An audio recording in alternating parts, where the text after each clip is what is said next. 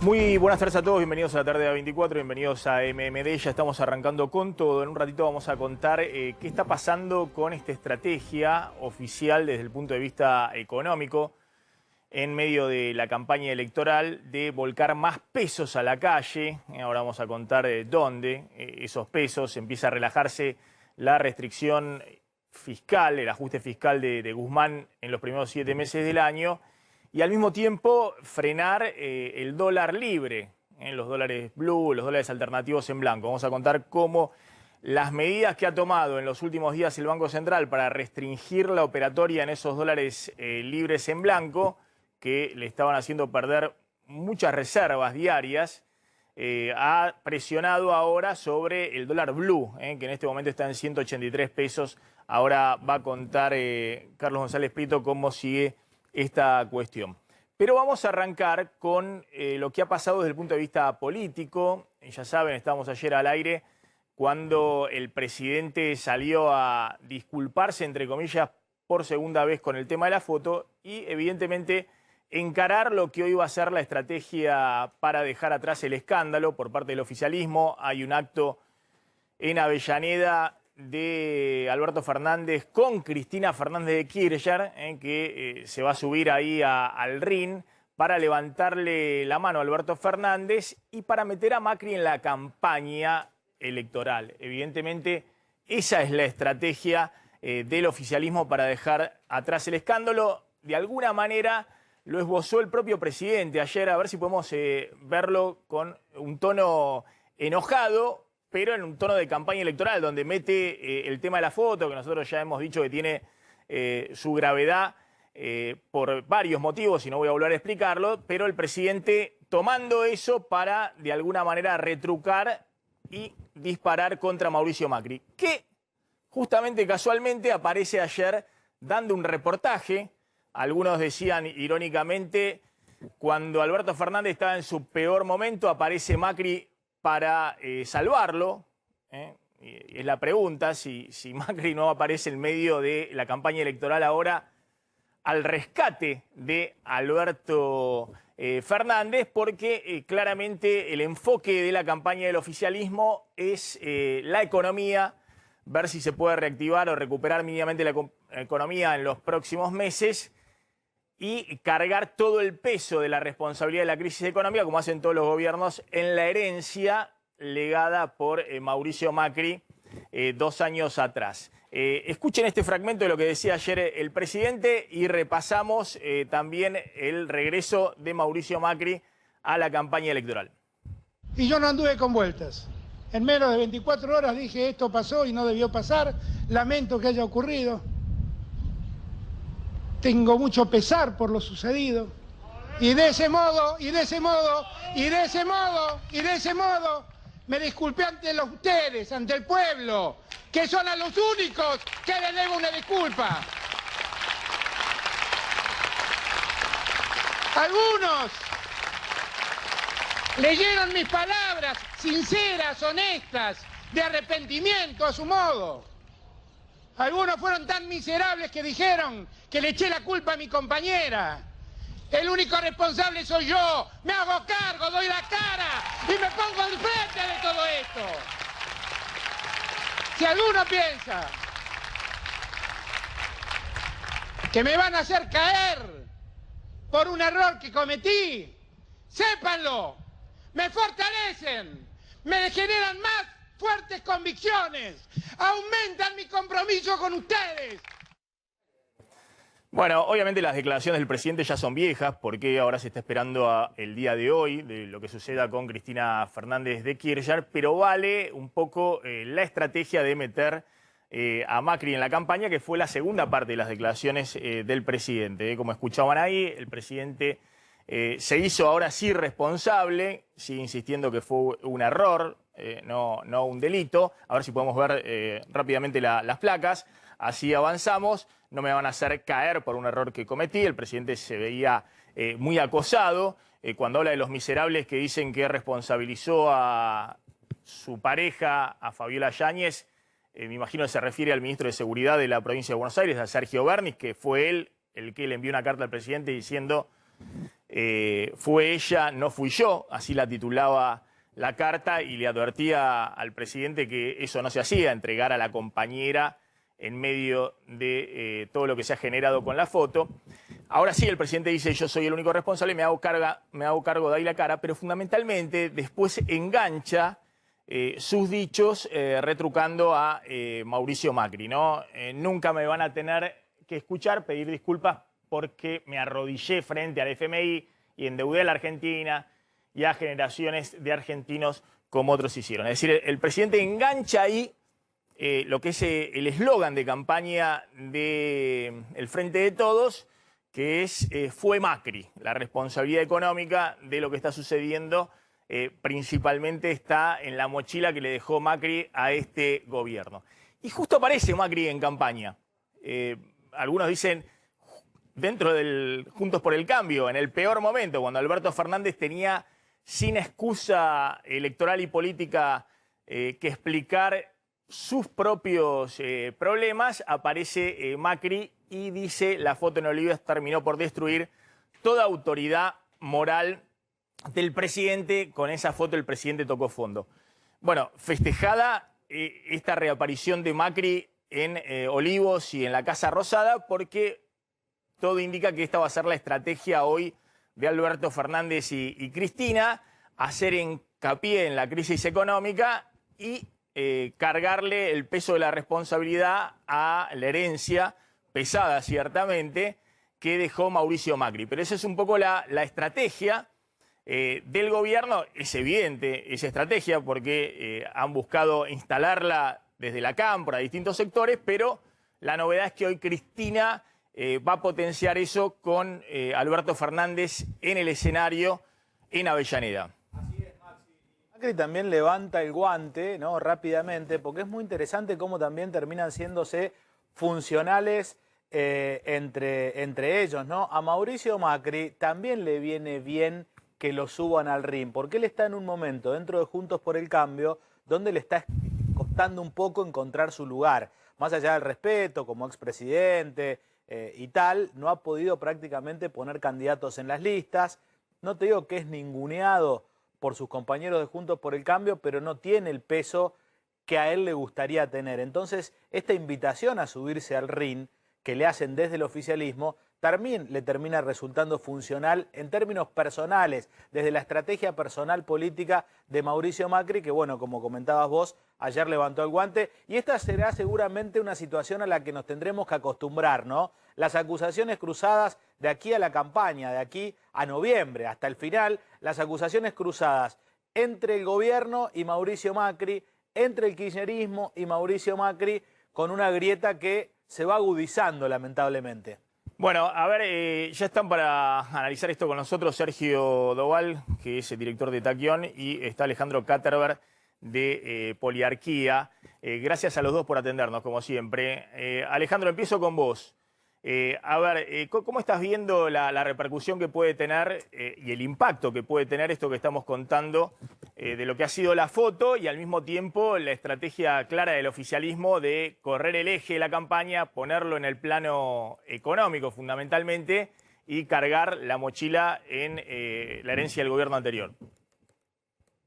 ¿Qué tal, Maxi? ¿Cómo andas tanto tiempo? Primero, saludos y saludos a la mesa ahí en el canal.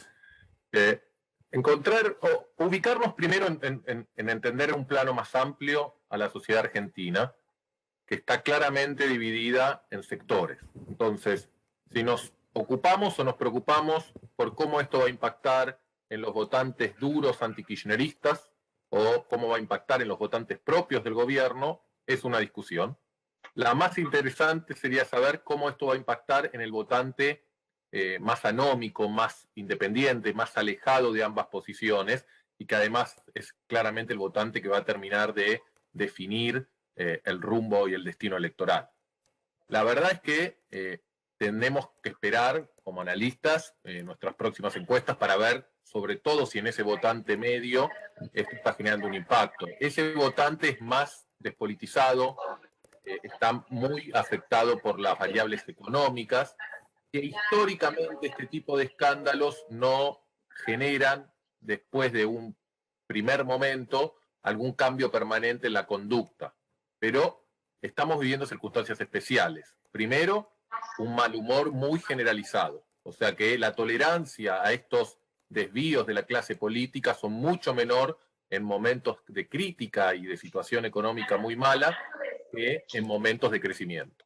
Y segundo, Maxi, muchas veces la sociedad o sectores de la sociedad son bastante tolerantes a casos, por ejemplo, de corrupción, porque hay una disociación entre los dineros públicos y el pago impositivo, ¿no? O sea, la gente común no percibe que esa plata que algún funcionario, algún político se está robando es plata de esa persona, es algo propio.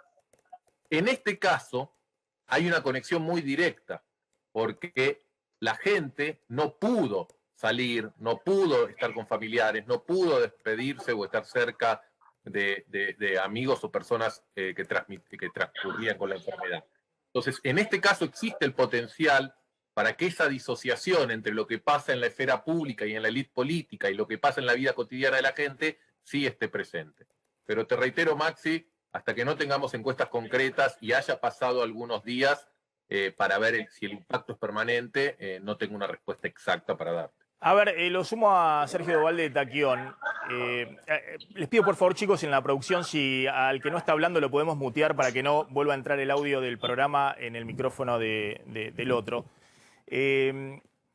Le pregunto a Sergio Doval si esta estrategia que vamos a ver hoy, que ya había anticipado la semana pasada Cristina, ¿no? Donde dijo, bueno, pero miren, la responsabilidad económica es de Macri y enfatizó ese tema. Ayer Alberto Fernández, cuando en medio de su disculpa, ahí sí, más guionado, engancha el tema de no me voy a disculpar y enumera una serie de cuestiones que se le cargan al gobierno de Mauricio Macri.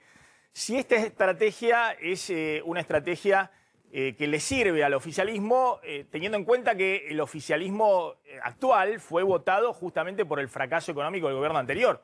Y el mandato del oficialismo actual era sacar a la economía de la crisis del gobierno anterior, obviamente cosa que hoy no está ocurriendo en el medio de la pandemia, la cuarentena, pero el oficialismo está desplegando claramente esa estrategia, llamarlo a Macri al centro de la campaña política.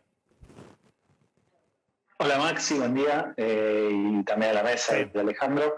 En principio, retomo parte de lo que dijo Alejandro, con quien coincido plenamente, y yo te respondo a la pregunta, que la pregunta está, primero, ¿qué va a pasar en ese eje de los desencantados, por así decirlo? ¿Por qué? Porque en base a ese eje, que también implica la participación o no, vamos a ver en definitiva la importancia cuando termine la elección de esa gente participando. Ya la elección de Salta el domingo nos muestra una tendencia también con un nivel de participación que va bajando.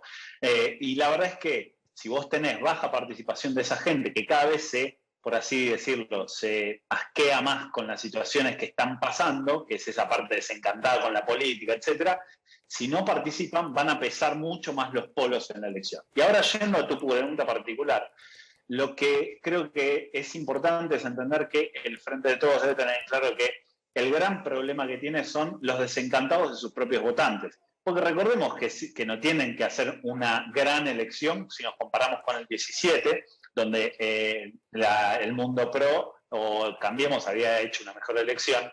Lo que vamos a ver ahí es que sería bárbaro para ellos si sostienen ese piso. Ahora, cuando miramos hacia adentro de los votantes del Frente de Todos de Alberto, lo que encontramos es que hay un 50% de gente que duda de su voto. Entonces, si desaparecen los desencantados de la escena porque ni siquiera van a votar porque ya están tan enojados con la política de no van, y pueden volver a darle la mística y recordarles que el problema fue Macri, es una estrategia válida. Ahora, certera, eso es, si va a rendir sus frutos, la verdad es que yo creo que hoy el daño es muy profundo y hay que esperar, como dice Alejandro, la evolución de esto. Lo que sí te puedo decir es que de lo que venimos viendo en las cosas que estamos corriendo en la última semana, particularmente en provincia de Buenos Aires, estamos viendo un impacto negativo respecto a la elección, mucho que ver con esta indefinición y también con la oferta que haya para hacer el salto. O sea, ese es el gran tema, ¿no? Porque no hay un votante de Frente de Todos que va a hacer un salto directamente al PRO.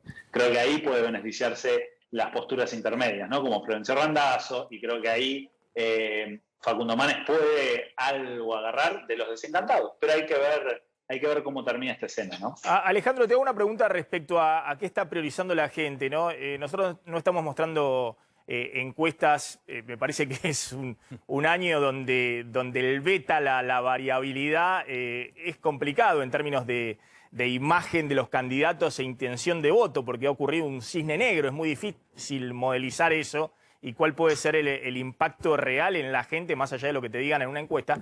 Pero habíamos mostrado, a ver si coinciden vos, Alejandro, y Sergio, con lo que están viendo ustedes en esta encuesta. A mí me pareció interesante esto que había mostrado Opina Argentina, Facundo Nejamsky, que es en la provincia de Buenos Aires se le está dando como principal prioridad cuál es el principal problema que el gobierno debiera solucionar, y la economía. Es decir, más del 50% dice la situación económica.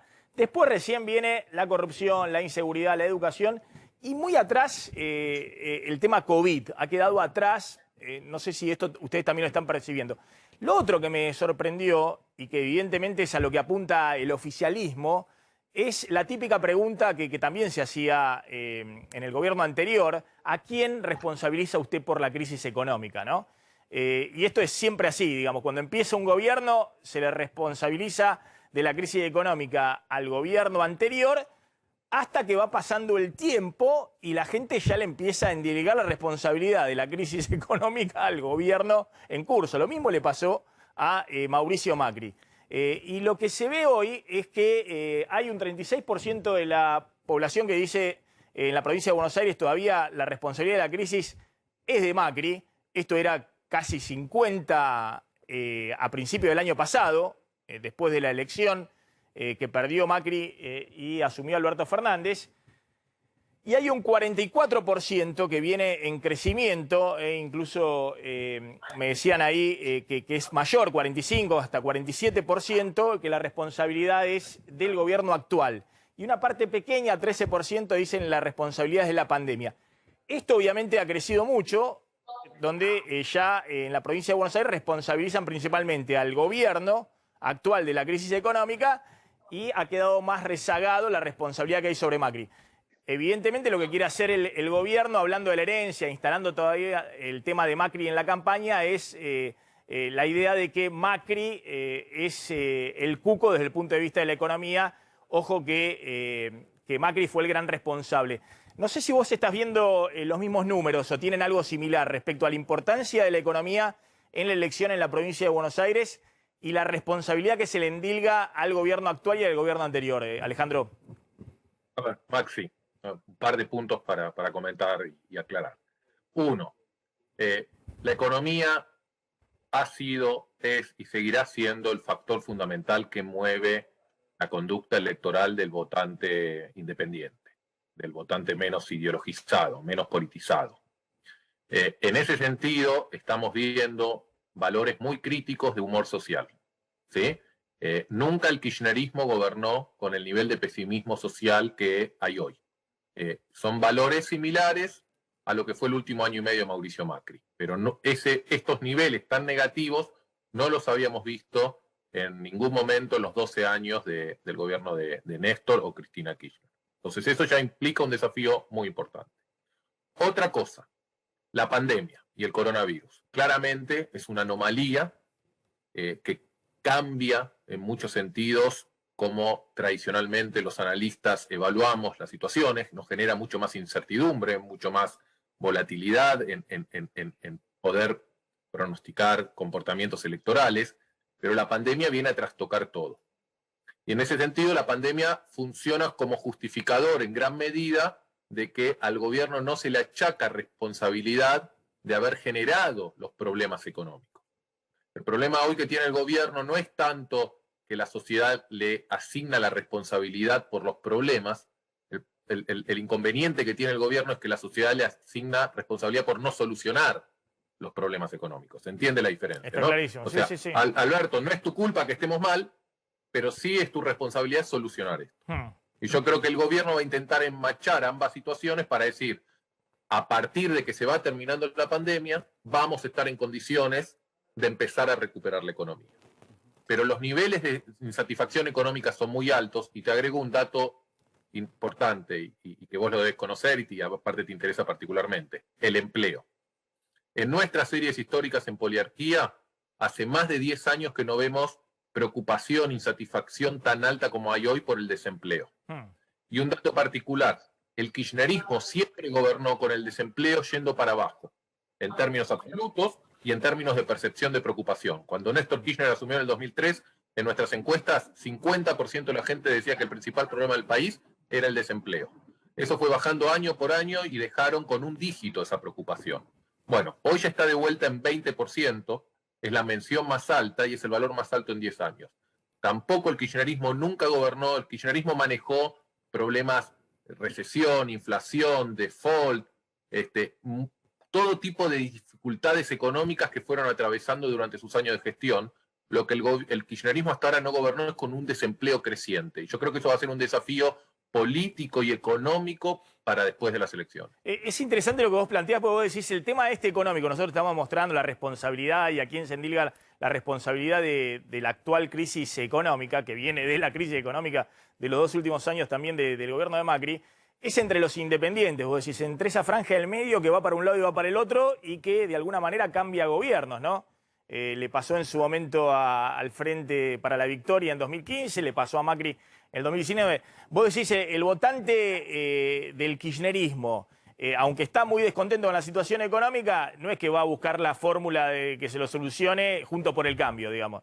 Y el votante de Juntos por el Cambio, aunque esté muy descontento con la situación económica y demás, no es que va a buscar la solución en el frente de todos. Pero vos decís ahí en el medio un votante que, ojo, está muy descontento y que había apostado a Alberto Fernández, y hay que ver qué hace ahora.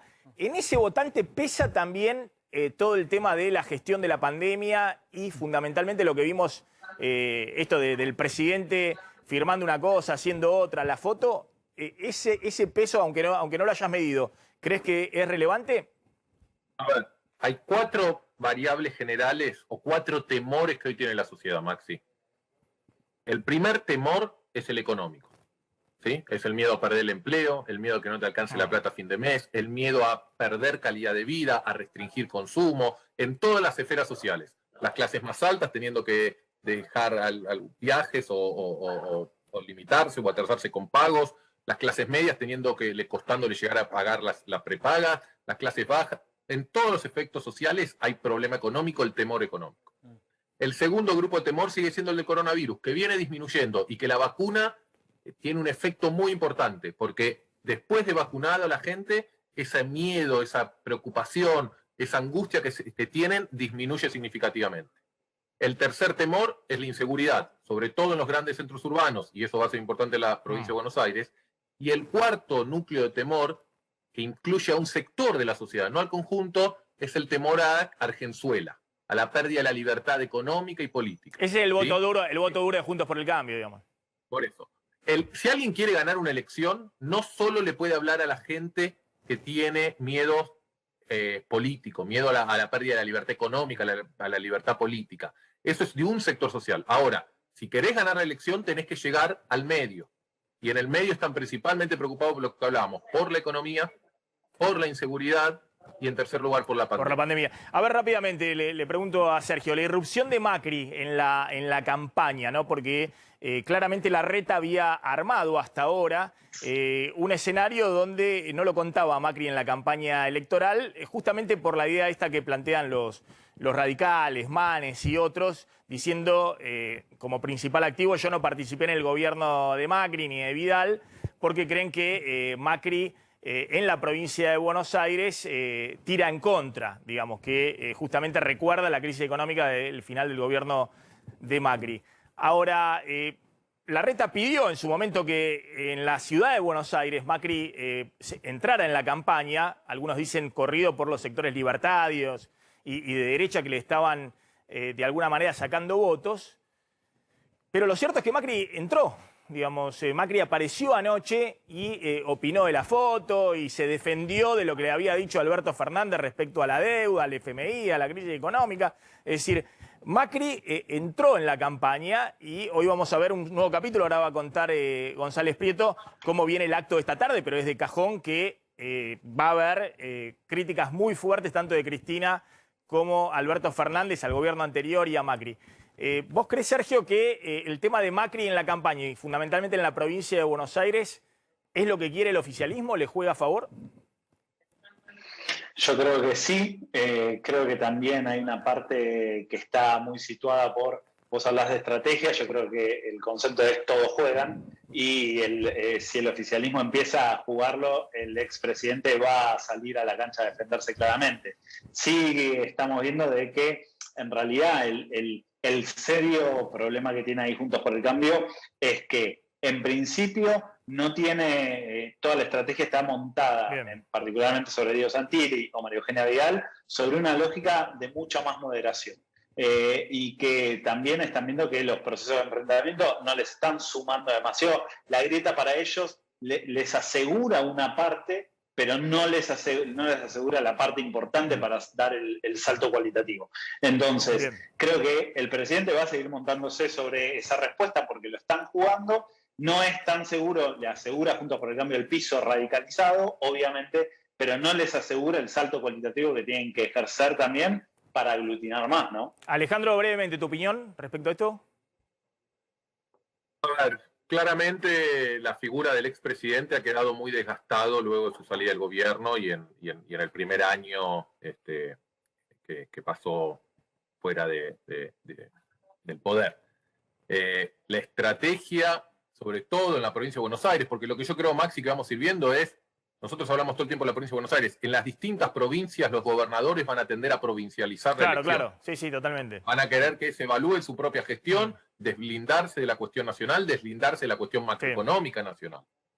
Entonces, de vuelta, como pasa habitualmente, el foco queda en la provincia de Buenos Aires, donde se nacionaliza toda la elección y es casi imposible provincializarla. En ese sentido, la presencia de Mauricio Macri lo que hace, y coincido con Sergio, es desvía de los parámetros de la estrategia que Cambiemos había empezado a hablar. Y de hecho lo que genera, Maxi, es una discusión sobre el pasado, cuando Cambiemos tiene que empezar a generar una discusión sobre el futuro.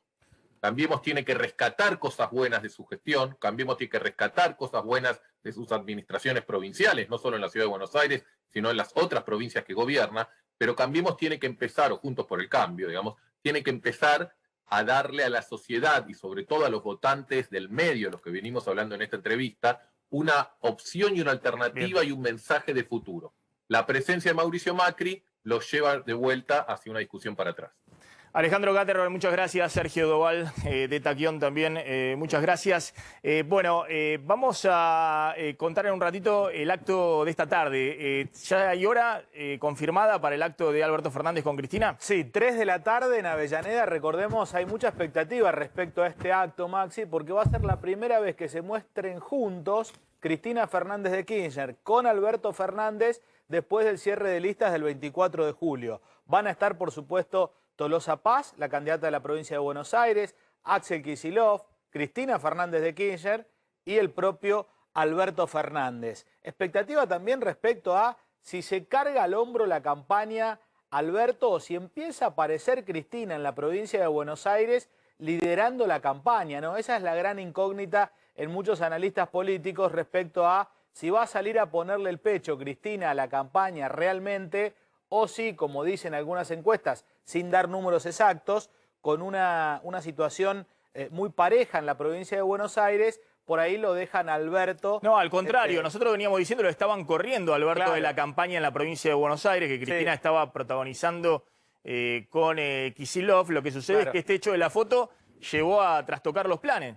Y que Alberto estuviera ayer disculpándose y contraatacando en La Matanza, el principal distrito electoral, y hoy en Avellaneda junto a Cristina. Fíjense que hasta ahora los últimos actos de Cristina en provincia de Buenos Aires habían sido con Kicillof, no con Alberto Fernández. Bueno, el último... Justo ahora vuelve Cristina con Alberto Fernández, de alguna manera para apoyarlo al presidente, sostenerlo en este momento tan complicado que está pasando. Coincidiendo en horarios, porque vos tenías un Alberto Fernández hablando en el norte y en el mismo momento, en la misma hora, Cristina con Axel Kicillof. Con Kicillof en la provincia, ¿no? Claro, pero ¿qué pasa ahora?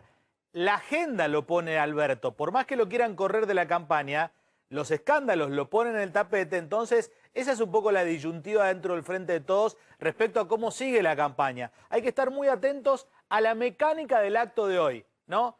Si va a tener mucha fuerza Cristina, si le van a dar mucho lugar a Alberto, porque la realidad es que, como muchas veces pasa con el kirchnerismo, el factor sorpresa es fundamental y realmente no se sabe. Y si Cristina va a hablar o no de la foto, claro, sigue para adelante con tema económico, claro, como viene haciendo, como decíamos recién. No se sabe con qué va a salir hoy Cristina en un ratito nada más, en 1 hora y media. Bueno, a ver, atención porque decíamos el eje fundamental es lo que pasa en la economía en los próximos meses y la fórmula es bien clara por parte del gobierno. Más pesos en la calle y al mismo tiempo tratar de frenar el dólar que esos pesos en la calle de alguna manera impulsan. Si uno ve lo que ha pasado, veníamos contando, ¿no? El gráfico de emisión monetaria, lo que ha pasado con la emisión monetaria en julio ya empezó fuerte porque empieza a moverse más, por ejemplo, aumento de salarios públicos, de algunos planes sociales y ahora en agosto el aumento de jubilaciones. Entonces empieza a aumentar la emisión monetaria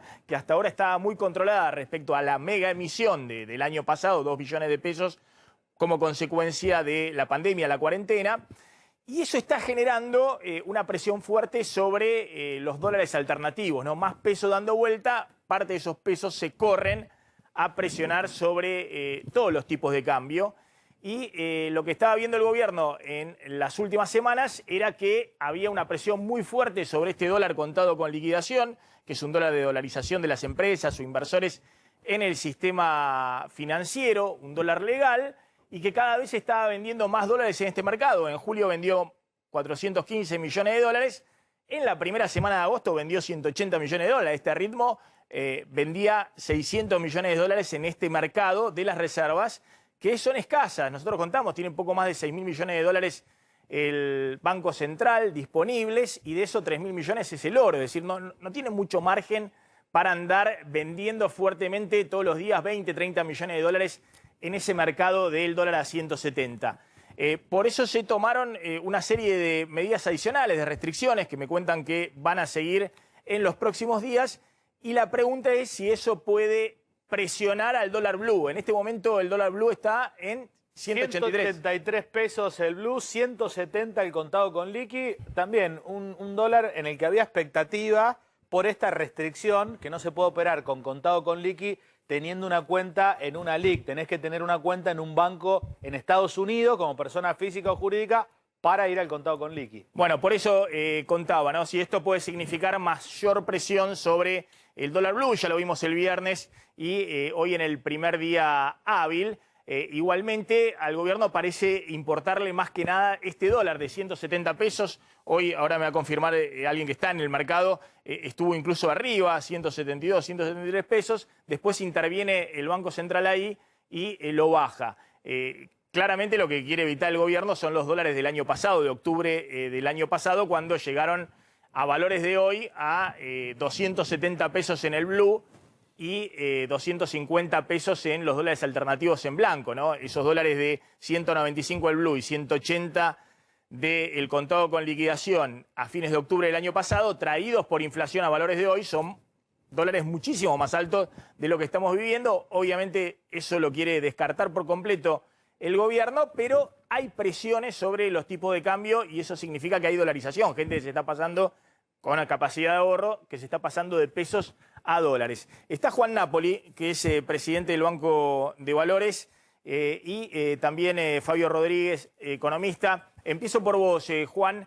¿Estás viendo, qué estás viendo hoy? No vamos a explicar la medida técnica de lo que tomó la Comisión de Valores y el Banco Central en los últimos días. Quedémonos con que hay más restricciones para la operatoria en contado con liquidación en los dólares alternativos en blanco. Pero ¿cómo estás viendo que se está moviendo? ¿Vos ves que sigue ese proceso dolarizador? ¿Ves que el Banco Central lo tiene controlado y ahora, en todo caso, será la preocupación de qué pasa con el dólar blue, que es un mercado supuestamente más pequeño? ¿Qué tal, Maxi? Buenas tardes.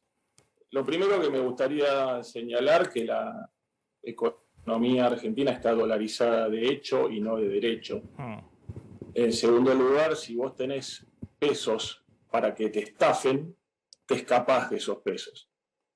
Con respecto a las medidas, el primer impacto es un durísimo golpe al volumen del mercado, que afecta, como siempre, al inversor minorista, que es el que no tiene las cuentas.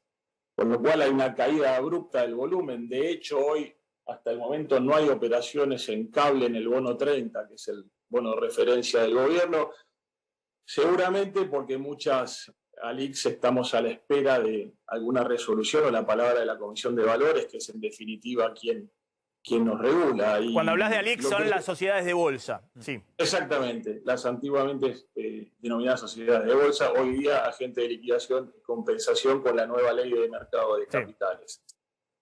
Cuando vos no tenés un bien en un lugar, lo vas a buscar en otro lugar y más caro. Es decir, lo que yo veo en este mercado regulado es que se va a estirar la brecha entre el regulado y cada vez más chico mercado con liqui y el dólar ilegal. El dólar blue, el dólar de la calle. El dólar de la calle, que es el blue. Lo que vos decías recién, vos tenés reservas netas de 11.500. Si le restás las DEX y el oro, te quedan unas reservas líquidas de 2.000. Y recordemos que cuando el Central ganaba reservas, de enero a julio, para intervenir el mercado gastó 1.000. Y agosto es el peor mes de arranque en el año 21 en cuanto a intervenciones. Y ahí está la explicación de las medidas del Banco Central. Sí, de hecho nosotros veníamos mostrando este cuadro todo el tiempo respecto a las ventas del Banco Central. Decíamos, así no se puede seguir. Es decir, el Banco Central no puede ir a un ritmo de 30 millones diarios interviniendo en este mercado para que no se vaya arriba de 170 pesos, porque se va a quedar con muy pocas reservas el día de la elección y obviamente, ¿qué pasa el día después? Digamos, no te podés quedar prácticamente sin reservas disponibles en el Banco Central. Lo engancho a Fabio Rodríguez. Fabio, yo contaba que también hay otra parte de la historia, que el gobierno no solamente quiere, obviamente, el dólar controlado, porque si no sería una situación incontrolable, digamos, se dispara el dólar.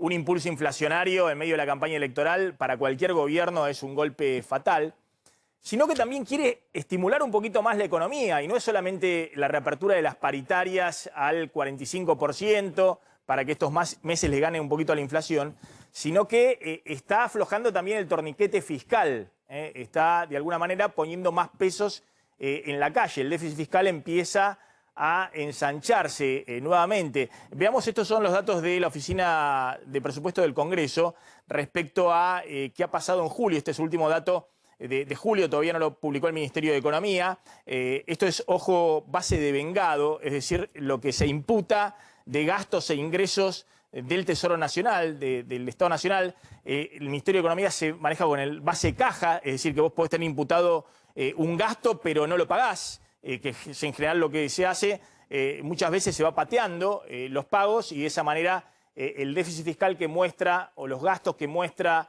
el Ministerio de Economía son menores al base de vengado que toma la Oficina Nacional de Presupuesto del Congreso, pero claramente se ve la tendencia, es decir, las jubilaciones siguen con un ajuste real descontada de inflación de 5,5%, esto es menor que el ajuste que llevaban en la primera parte del año, que era 10%. Después hay un ajuste muy grande de planes sociales, 53% todavía en julio, porque claro, estás comparando con el pico de planes sociales y de IFE y todo lo demás del año pasado en plena pandemia. Hay un ajuste grande también, 33% de transferencias a provincias, también porque el año pasado se dispararon las transferencias a provincias para financiar gastos en las provincias, gasto COVID.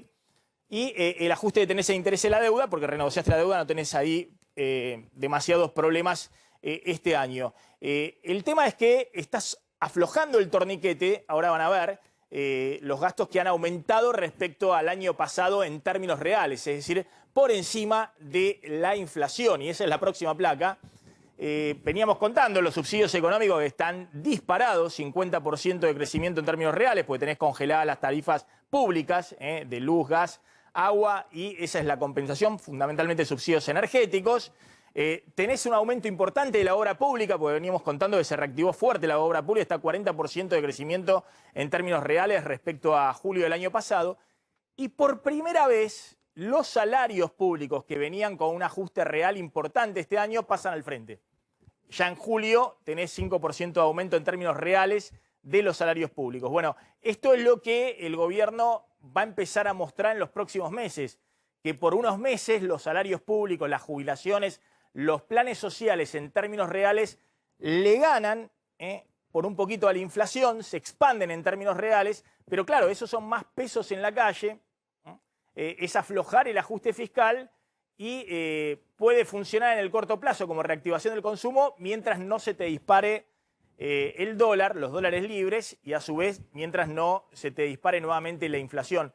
Fabio, ¿cómo ves que está manejando esa contradicción el gobierno, ¿no? Que quiere las dos cosas juntas, digamos, quiere poner más peso en la calle y al mismo tiempo quiere controlar el dólar? Sí, a ver, Maxi, no sé si es tan directo el impacto de la relación. Este cuadro fiscal que vos pintaste muy bien estaba absolutamente como contemplado. Nosotros tuvimos un primer semestre con un déficit acumulado de 0,5. Eso es el menor déficit en todos los años, sacando el 2019, que hubo un ajuste muy grande producto de la crisis. Entonces, todos los analistas estábamos más o menos coincidiendo que este es un año de 3 a 3,5 puntos de déficit. Se van a concentrar esos 3 puntos de déficit en el segundo semestre, en la segunda mitad del año. Por supuesto que está lo electoral, pero también está que es siempre en la segunda parte del año y más hacia fin de año estacionalmente se gasta más. O sea que acá sí hay un componente de este plan que se armó de esta manera. Colchones en la primera parte del año, y esto también tiene que ver con mercado cambiario, porque hubo colchones que se juntaron reservas para ser más expansivo en la segunda mitad del año. Entonces, en lo fiscal vamos a estar mirando algo de eso. Yo no creo que sea un desborde, ¿sí? No, está Salvo claro, que vos estás contando y coinciden la mayoría de las proyecciones que Guzmán no solamente va a cumplir la meta que se había autoimpuesto este año de 4,5% de déficit fiscal, sino que va a ser menor. Será 3,5. Por lo menos un punto menor. Claro, por lo menos será 3,5, puede ser un poquito más, puede ser un poquito menos. Pero ojo que no es que el gobierno va a tirar la casa por la ventana para darle al gasto público en la campaña electoral porque no tiene margen, porque si lo hace se le dispara el dólar. Pero sí hay una política más expansiva que ya se está viendo en las cuentas oficiales. Sí, es lo que hablábamos recién, pero además ese componente, vamos a llamarlo de cierto plan 90 días electoral, tiene otras patas que son también del sector privado. Por ejemplo, mejorar los ingresos producto de que hay una recomposición de paritarias, donde todos estamos viendo que los salarios en la segunda parte del año le van a sacar 2,5 puntos, 3 también a la inflación. Entonces ahí hay una pata, un push, si querés, electoral, que viene más del sector privado. Uy, lo perdí ahí a Fabio. A ver si reconectamos para completar. Finalmente, Juan, ¿vos ves que hay margen para contener el dólar los próximos 3 meses, contando esto que vos decías, que coincidimos, digamos, que las reservas son escasas y que el camino es largo, ¿no? Estamos hablando de por lo menos 3 meses largos, lo que queda de agosto, septiembre, octubre, noviembre, y quedarte con algún margen el día después, porque obviamente lo que necesita el gobierno no solamente es hacer una buena elección, sino después que la economía siga saliendo de esta recesión tan profunda. Sí, yo creo que hay problemas con los cuales van a convivir hasta el fin del mandato, como son las reservas o cuántos pesos hacen falta en la calle, como vos decías, pero una de las formas de llegar es reforzar el recontra cepo, con lo cual, no, en mi opinión, no debiera haber problemas para llegar a las elecciones. Fabio. A ver, coincido que hay instrumentos para llegar, me parece que hay que coordinar y usar bien. No me gusta esto último que ustedes hablaron muy bien del mercado cambiario. Cuando nos empezamos a meter en una maraña de relaciones de una tras otra, me parece que ese no es el camino. Eso lo único que hace es poner un techo transitorio muy efímero a las cotizaciones de los dólares paralelos que a su vez te están exacerbando ¿sí? La presión devaluatoria de lo que va a pasar después de noviembre. Entonces me parece que el camino no es estas regulaciones de más, sino volver como se hizo en la etapa de octubre en adelante. De octubre en adelante salimos de las tensiones bajando las regulaciones, no subiendo las regulaciones. Me parece que cada vez con más nerviosismo y cada vez con más comportamiento dolarizador, cuando ve que crecen las regulaciones. Semana tras semana viene una. Primero hubo una de cupos, después vino esta que muy bien Juan contaba. Me parece que ese camino es un error. Si se decidió juntar colchones y reserva para jugar la segunda mitad del año, lo más claro es que en dilema entre brecha y reservas se tengan que resignar reservas. Está bien. Maxi, combinar con una maraña. Está claro, Maxi. Fabio. Sí, decime y cierro, Juan. Una aclaración muy cortita nomás. Yo solamente hice una descripción de la realidad que estoy viviendo. A mí tampoco me gusta, me parece horrible. O sea, no estoy de acuerdo. No, está claro lo que está diciendo. Lo que está diciendo es que para preservar las reservas, para no quedarse sin nada, lo que van a hacer es, obviamente, poner cepo por todos lados, tratar de controlar lo máximo posible la demanda de dólares. Juan Napoli de Banco Valores, gracias. Gracias, Fabio Rodríguez. Contame qué está pasando con el tema de la Marcha de las Piedras, lo que sucedió ayer y cuál fue la reacción del gobierno. Mira, por un lado reaccionó de una forma muy cauta, ¿no? Con una comunicación institucional donde comentaba que iba a guardar las piedras adecuadamente para un futuro espacio de la memoria, y lo que se hizo hoy es trasladar las piedras que estaban en Plaza de Mayo a la Casa Rosada. Esta es una foto tomada desde el pasillo que da a la sala de periodistas en la Casa Rosada.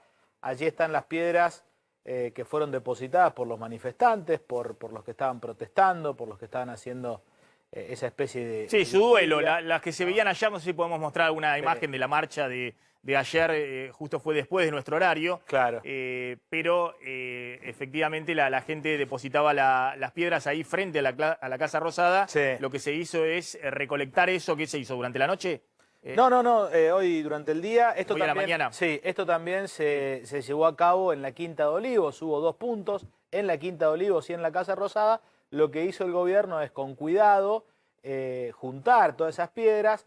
Por ahora están circunstancialmente, estarán por un tiempo en la Casa Rosada. Recolectarlas y ponerlas ahí en el patio de la Casa Rosada. Sí, lo que comunicaron es que van a hacer un espacio para la memoria con las piedras de esta marcha. Ahora, lo que llama la atención es que un funcionario del gobierno, porque es asesor formalmente del gobierno, sí salió a cruzar un poco la marcha. Estamos hablando de Ricardo Foster. Dijo: vi algunos carteles y me pareció que ahí no había duelo, sino odio y bronca. Dijo Foster, hay una estrategia de destrucción a la figura del presidente de parte de los medios hegemónicos que han sido responsables de la destrucción sistemática de la Argentina. Un funcionario, un asesor del gobierno, pero no la comunicación oficial del gobierno, que, insisto, no fue por el lado de las declaraciones de Recolectó Foster, esta mañana las piedras y las puso ahí, vemos la foto de nuevo, en uno de los patios internos de la Casa Rosada, y después se va a hacer con eso un monumento, un espacio para la memoria en homenaje a las víctimas de COVID. Así es, Maxi. Bien, ya está Fernando Chino Navarro, que es secretario de Relación Parlamentaria. Ya vamos a hablar también con Luis Juez, con el diputado de Juntos por el Cambio en Córdoba. Navarro, ¿qué tal? ¿Cómo anda? Un gusto, tanto tiempo. ¿Cómo te va? Bien. Bueno, usted fue uno de los que dijo, el presidente se disculpó y esto que lo otro. ¿Cree que, bueno, que ya está? ¿Que el tema ya pasó? ¿Que era una cuestión de campaña política? ¿Cómo interpreta? No, se trata de un que va a calar en la sociedad. No conozco la forma. No sé de qué forma va a afectar nuestra sociedad, pero es un hecho, fue un error en un momento muy difícil de la Argentina, donde nosotros le pedíamos a la población que se cuidara, donde lo hacíamos de la intención de cuidar la vida, en el marco del 2020, cuando la pandemia aún desconocíamos mucho de lo que era aquella enfermedad, y obviamente que es un error que duele, que le duele al presidente, que nos duele a nosotros, que le duele a la sociedad, que tiene todo derecho a criticar y a cuestionar. y el tiempo determinará de qué forma se resuelve. Lo que yo valoro, porque lo conozco a Alberto Fernández, porque estoy convencido que es una persona de bien, que haya reconocido el error, que haya pedido disculpas, pero esto es un proceso, no es que se baja el telón y se acabó, no, es un proceso donde la sociedad, la política, todos juntos iremos avanzando, todos tenemos que seguir gobernando, tenemos que seguir vacunando, cuidando la salud de nuestro pueblo y también empujando la economía para de a poco poner de pie a la Argentina. Así que en este proceso veremos, nosotros apostamos al sentido común, a la razonabilidad, a la verdad, nos equivocamos, lo reconocemos, pero no es para mí un tema menor, ni pedimos perdón y se acabó. Yo no voy a repetir lo que dije, no sé si lo escuchó, le llegó algún resumen de prensa y demás, pero realmente, más allá del enojo o la indignación que causa, creo que es un tema muy grave lo que ha sucedido con el presidente. No voy a repetir lo que dije. Creo que es mucho más grave que un presidente que impulsa una ley penal tributaria y después se va de impuestos. Esto es más grave todavía porque es en medio de una pandemia, digamos. Creo que tiene una connotación muy fuerte en términos de lo que firma el presidente, lo que es su palabra. Más allá del tema de la inconsciencia también del presidente, en julio del año pasado, alguien con 60 años con comorbilidades, rodeado de personas jóvenes sin ninguna distancia, barbijo. Todo eso me imagino que coincide con toda esa visión, digamos, que estoy expresando. Coincido con que obviamente que se puso en riesgo con esta medida fue el presidente. Coincido que cuando esto trasciende, se conoce, es un mal ejemplo, daña nuestra credibilidad, daña nuestra palabra. No coincido en absoluto que no es lo mismo votar una ley tributaria, falsificar luego la reglamentación para que los familiares evaden. Me parece que es totalmente distinto. Y bueno, pero el presidente es el que firmó un DNU en el cual se perseguía penalmente a las personas que hacían reuniones sociales como las que hizo el presidente. Quería terminar el concepto. Lo del presidente, que hace referencia, que es Mauricio Macri, es un delito que la justicia deberá corroborar, por supuesto es una afirmación mía. Lo del presidente Alberto Fernández también lo investigará la justicia, pero son dos hechos. Perdón, no hablé de Mauricio Macri, ¿eh? ¿Usted de qué habla? ¿Del tema del blanqueo, de Mauricio Macri con el tema del blanqueo? Exacto. No, está bien, no quise, no hice esa Mauricio Macri como la expresidenta Cristina Fernández de Kirchner, sí efectivamente se les comprueban, Mauricio Macri, usted está diciendo que blanquearon los hermanos en la ley que Macri mandó al Congreso para el blanqueo y demás, la justicia deberá dar cuenta de ello. A ver si se escucha.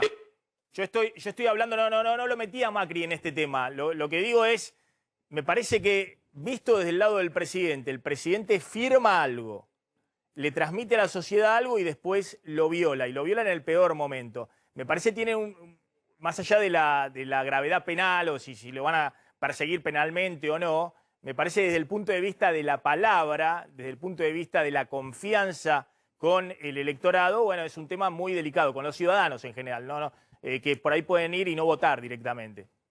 Estoy de acuerdo. A ver, volvamos. Me preguntaste lo mismo hace 3 minutos, vuelvo a decir lo mismo. Sí. Un hecho grave. Por supuesto hubo disposiciones, decretos, se violentaron. Hubo dolo, hubo culpa, se resolverá en la justicia. Nosotros no vamos a meter mano en la justicia para impedir ninguna investigación. El presidente es un ciudadano que si se considera que debe ser investigado, será investigado. Lo que yo agrego, es una opinión subjetiva mía, pero válida, que lo conozco al presidente, que es un hombre de bien y que se equivocó y que pidió disculpas. Y que el presidente, al igual que vos, que yo, que muchas personas, más allá de que él tiene más responsabilidad que vos y que la audiencia... No es lo mismo, Tenemos más responsabilidad. También somos personas comunes, también somos personas que nos equivocamos, también somos personas que dudamos y que a veces no acertamos. No deberíamos equivocarnos más para adelante, deberíamos aprender de esta lección. Pero yo que valoro que se da la cara, que se pide disculpas y que esto no va a volver a ocurrir. Después, yo a cada persona que nos está escuchando, y yo soy muy respetuoso de aquel que sigue enojado, de aquel que no va a ir a votar, de aquel que quiere cambiar el voto. Para mí también la vida es un balance, no es una foto. Cuando uno hace un análisis de la gestión de Alberto Fernández, del 10 de diciembre del 2019 a la fecha, cuando construimos hospitales, cuando defendimos la vida, cuando gestionamos vacunas, cuando impulsamos la economía. Estamos creciendo hoy más económicamente que el último año de Mauricio Macri, 2019. A pesar de que las restricciones limitan el funcionamiento económico, porque todo lo que es gastronomía, todo lo que es turismo, todo lo que es servicio está muy a la baja, a diferencia de la industria, la agroindustria o la industria del conocimiento. Sin embargo, estamos trabajando para resolver esos problemas. Para mí el balance es positivo, pero tampoco me molesta que otro diga que es negativo, porque yo no soy el dueño de la verdad. Le hago una última pregunta. A la hora de votar, la sociedad se va a expresar. Yo estoy confiado que nos va a valorar, a pesar de estos errores, y nos va a reconocer.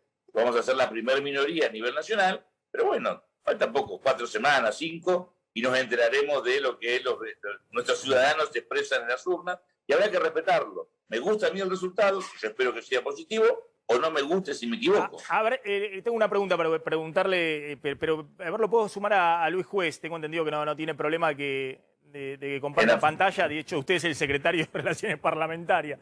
O sea que tiene que tener vínculos y diálogo permanente con los diputados, tanto del oficialismo como de la oposición. Pero después le voy a hacer una pregunta respecto a, y se lo voy a preguntar a usted como integrante del movimiento Evita, ¿no? Con Pérsigo y usted, respecto a si a veces los dirigentes políticos no se creen una clase especial, digamos, ¿no? Con ciertos privilegios, la carpa VIP, el relacionamiento con la gente en otro estatus, las leyes para todos, menos para los políticos que somos personal, ¿cómo se llama? No esencial, personal estratégico. Es decir, que tenemos otro tipo de cosas, pero después se la voy a preguntar más de lo personal, de lo que usted ha visto varias veces, porque tanto Pérsico como usted en general tratan de mostrar otra cosa, pero ha visto a varios, no solamente digo por los que están alrededor del presidente o los que han estado en otro momento, sino también gobernadores, intendentes y demás. Está Luis Juez. Juez, gracias, como siempre. Bueno, a ver, una reflexión de lo que está percibiendo, bueno, en el contexto que estamos hablando con Navarro. ¿Cómo va, Máximo? ¿Qué tal, Chino? ¿Cómo va? Hola, Luis. Yo tengo un gran cariño por el Chino Navarro porque es un tipo como se muestra, es un tipo decente y honorable y claramente un terrible militante con la camiseta puesta. Entonces él va a intentar con un matafuego tratar de apagar este incendio, pero es de una gravedad, en serio, te lo digo, probablemente ya ni siquiera con la disculpa alcanza, porque son reiteradas conductas en momentos muy delicados. A mí cuando me dicen que el problema es la foto, y bueno, y la foto, no es la foto, no es la foto. Es toda una conducta que se llevó adelante en el momento más trágico de la Argentina, no es la foto, son las 37 veces que el instructor de Dylan fue a darle clase presencial al perro cuando los alumnos de mi señora, que es profesora de matemáticas, no tenían clase y las escuelas estaban cerradas. Son las 67 veces que entró el peluquero de la primera dama. Es lo que pasó en un momento muy trágico de la Argentina. Yo me pongo, y te lo digo, Maxi, y poneme, te lo digo sin pretender que esto vaya a suceder, pero rogando a Dios que me equivoque. Pero si llega a venir esa cepa delta que está atacando a todo el mundo, ¿con qué autoridad este presidente nos manda a una fase 1? Cuando en definitiva ha quedado una evidencia de una conducta que tiene que ver con eso que vos le vas a preguntar al Chino, que le preguntaste recién, esa idea de creer que hay una casta que está por encima de la ley, que no tiene que responder, que no tiene por qué hacerse cargo, que la ley es para otros, no para los que la dictan. Es muy grave. Mirá, la verdad que lo conozco al expresidente, lo conocí como jefe de gabinete, tuve un buen trato con él, pero lo he notado terriblemente desdibujado. La gravedad de lo que ha pasado no sé si cumplió una foto de cumpleaños a ver quién sopló la vela y cuántos invitados había. Fue en el momento más trágico de la Argentina, y esto no es golpear bajo, es decir la realidad, ¿viste? El contexto no lo podés sacar del lugar en el que estamos analizando esta cuestión, ¿no?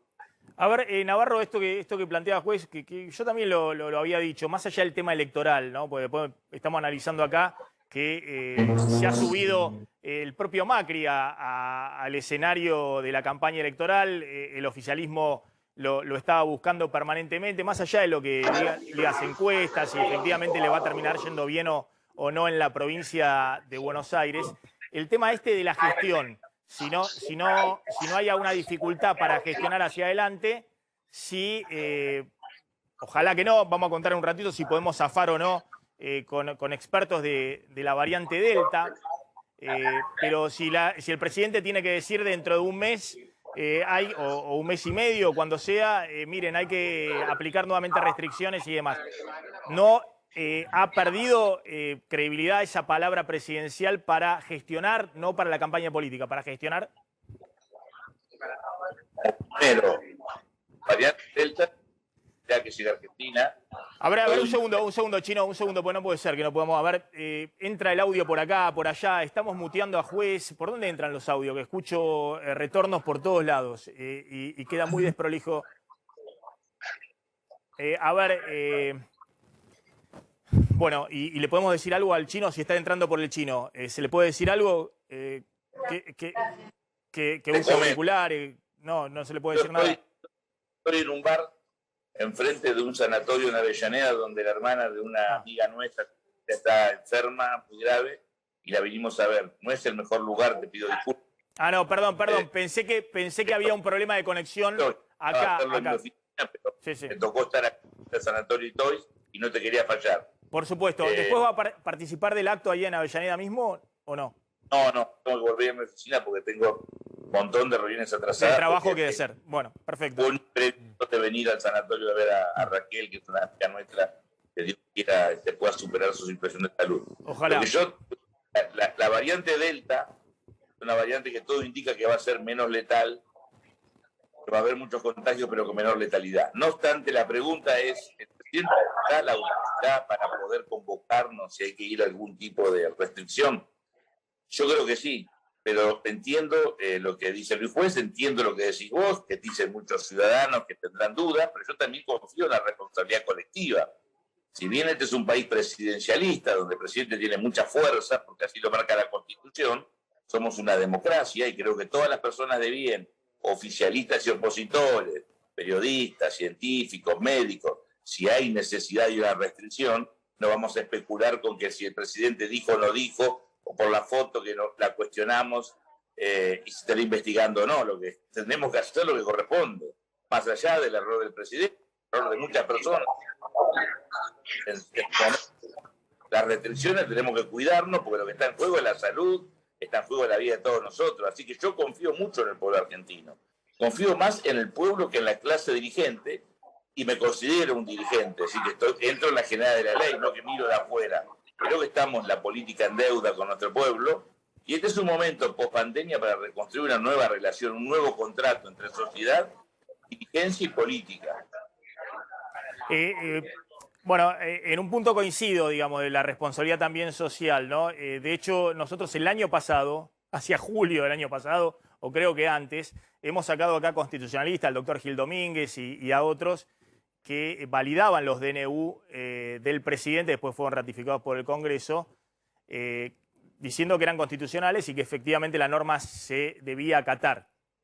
Bueno, después el que no la acató fue el propio presidente, pero es otra discusión. Juez, respecto a lo que se ha generado en la oposición con esto, respecto al juicio político o no, hoy salió a tomar distancia Horacio Rodríguez Larreta diciendo que no le parece, a priori no le parecería. ¿Podemos mutearlo? Ahora podemos mutearlo al Chino Navarro para que no me entre. ¿Y dónde entra esto? Y bueno, entonces no podemos hacer más Zoom. Si no podemos. ¿Qué sé yo?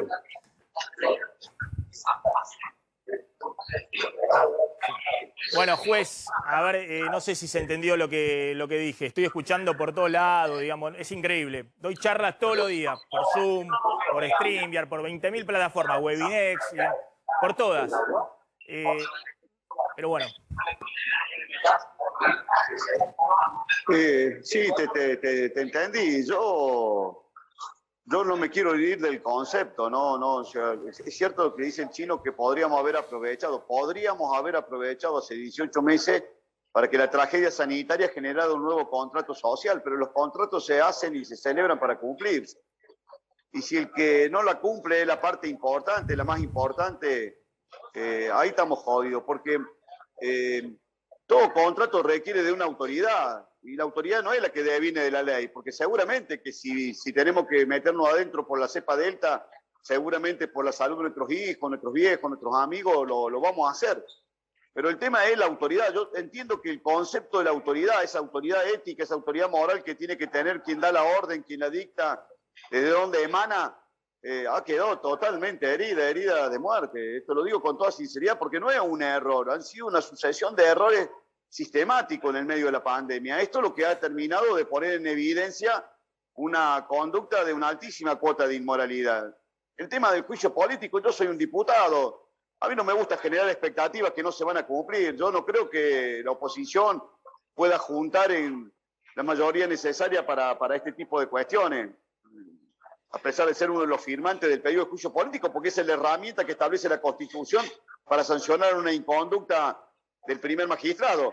Pero también soy muy consciente de que esa herramienta difícilmente se alcance. Lo que no alcancemos el número para acusar en el juicio político no significa que no tengamos claro la magnitud y la gravedad del hecho cometido, de los hechos cometidos. Bien, les agradezco a los dos. Gracias, Navarro, gracias, Luis Juez. Los voy a convocar algún día para que vengan al piso, porque se nota que pueden dialogar con respeto. Tanto Navarro, que es integrante del gobierno, como Luis Juez, que es uno de los hombres fuertes de la oposición en Córdoba. Gracias a los dos, muy amables. Bueno, sí. Un abrazo. Gracias. Ahí está, corte total en Puente Pueyrredón, a ver qué está pasando en la calle. Ahí está Diego Nicolás. Se lleva mejor que con Negri, digo.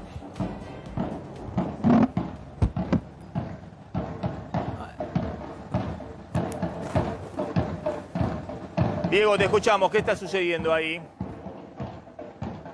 Bueno, Maxi, en Puente Pueyrredón absolutamente cortadas ambas manos, tanto la que va para provincia como la que va para capital, en la parte neurálgica del Puente Pueyrredón. Es decir, esta vez no está cortado una subida, un acceso, no, está cortado el puente arriba, directamente. El tránsito está totalmente interrumpido. Ahora bien, ¿quiénes son? ¿Cómo llegaron hasta acá? Son manifestantes nucleados en el movimiento Tupac Amaru de Esteban Echeverría. Están reclamando puestos de trabajo, comida para los distintos predios y comedores comunitarios y algunas otras reivindicaciones sociales. Llegaron hasta aquí con carpas, con tambores, obviamente, algunas banderas, algunos otros elementos, y utilizaron para llegar hasta este lugar y establecerse acá una especie de metodología sorpresa. Es decir, no habían avisado, no habían dicho que venían aquí y de repente llegaron y desplegaron todas sus carpas y elementos en este lugar. Así que está bloqueado totalmente el puente. Por ahora no se sabe si va a haber algún tipo de canal de diálogo abierto, pero la realidad es que la protesta se está realizando sobre el Puente Pueyrredón y el tránsito está interrumpido de manera total en ambas direcciones. A ver, con la pantalla partida y esta marcha o este corte que hay ahí en este momento en el Puente de Pueyrredón de un sector de los movimientos sociales, contame la información que tenés respecto a lo que le dijo Juan Zabaleta, el flamante ministro de Desarrollo Social, a un grupo de movimientos sociales y respecto al aumento de planes en las próximas semanas. Así es, Maxi, porque el sábado estuvo el plenario del movimiento Evita, ¿no? Un movimiento que nuclea a varios movimientos sociales, que tiene pata dentro del gobierno también. Ahí estaba el Chino Navarro, claro, Pérsico, sí. Que tienen más afinidad con el gobierno, y lo que prometió el flamante ministro de Desarrollo Social, estuvo Alberto Fernández también mandando un video, pero el que estuvo hablando en vivo es Juan Zabaleta, el flamante ministro de Desarrollo Social, y confirmó allí que van a aumentar los planes sociales en lo que resta del año. Esto bajo el sistema de potenciar trabajo, no tiene que ver con la asignación universal por hijo ni con ninguno de los otros planes, sino que complementa planes que ya existen. Bueno, toda una noticia en un contexto electoral y teniendo en cuenta que tenemos elecciones en noviembre y justamente y que están viendo que se les está moviendo la calle, eso sí, fundamentalmente. Están viendo que se está moviendo la calle, que hay marcha, corte todos los días, en reclamo de ayuda social, de aumento de los planes y demás.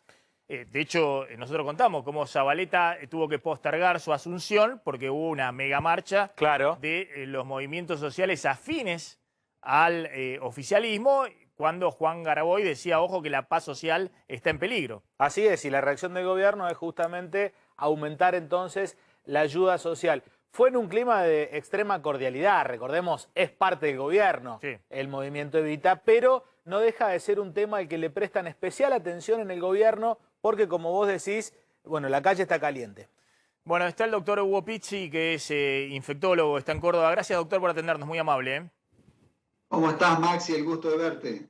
Gracias, igualmente. A ver, le quiero hacer esta pregunta, ¿no? Y quiero que veamos rápidamente los datos de contagios, porque hay 12 semanas consecutivas de caída en los contagios en total país. Pero la pregunta es si hay alguna chance de que Argentina zafe, entre comillas, puestas varias veces, de la ola de la variante Delta, que en un ratito vamos a hablar y lo podemos enganchar, si quieren, a nuestro corresponsal en Estados Unidos, porque hay mucha preocupación en este momento en Estados Unidos también, que están con 150.000 casos diarios. Sin embargo, lo que estamos viendo hasta ahora en Argentina es una caída muy marcada de casos en el Gran Buenos Aires, pero también en el interior del país. Ayer Gran Buenos Aires llegó prácticamente a 2.000 casos diarios. Veamos rápidamente la próxima placa, así lo puedo hacer intervenir al doctor Pizzi. Fíjense, promedio últimos 7 días, 9.300 casos en total país. Llegamos a tener 12 semanas atrás 33.000 casos total país. Hoy hay 9.300, de los cuales hay 2.000 y pico en Ciudad y Gran Buenos Aires, lo que se llama el AMBA, el área metropolitana. Es decir, Ciudad y Gran Buenos Aires está por debajo de cualquier momento del año pasado. Incluso está en los momentos de más baja curva el año pasado, Ciudad y Gran Buenos Aires.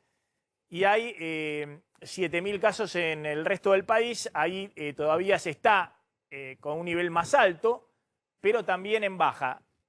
Lo que muestran los datos también es una caída muy fuerte y sigue para abajo de personas internadas en terapia intensiva, 3.528 personas. Llegamos hace 2 meses o un poquito menos a tener casi 8.000 personas internadas en terapia intensiva. También obviamente baja la curva de fallecimientos.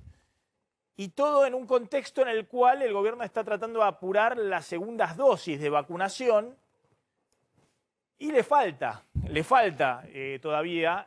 Se está avanzando rápido con mayores de 60. Todavía faltan 2 millones de personas mayores de 60 que tienen la primera dosis y todavía no tienen la segunda. Y después hay 2,5 millones de personas entre 50 y 59 años que tienen la primera dosis y que todavía, es esto verde, no tienen la segunda.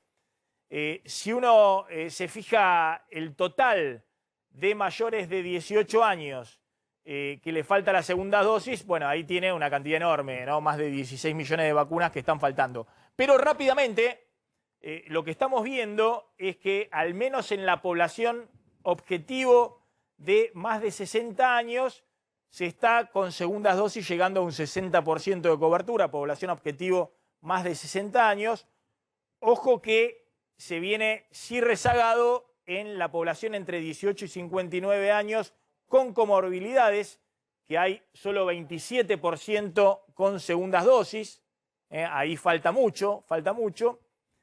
Y si uno tiene que sumar toda la población objetivo, de lo que está faltando en términos de vacunas, les decía, sumando los mayores de 60 años con los menores de 60 años con comorbilidades, bueno, está faltando mucho, están faltando por lo menos 8 millones de vacunas para completar el esquema de las 2 dosis.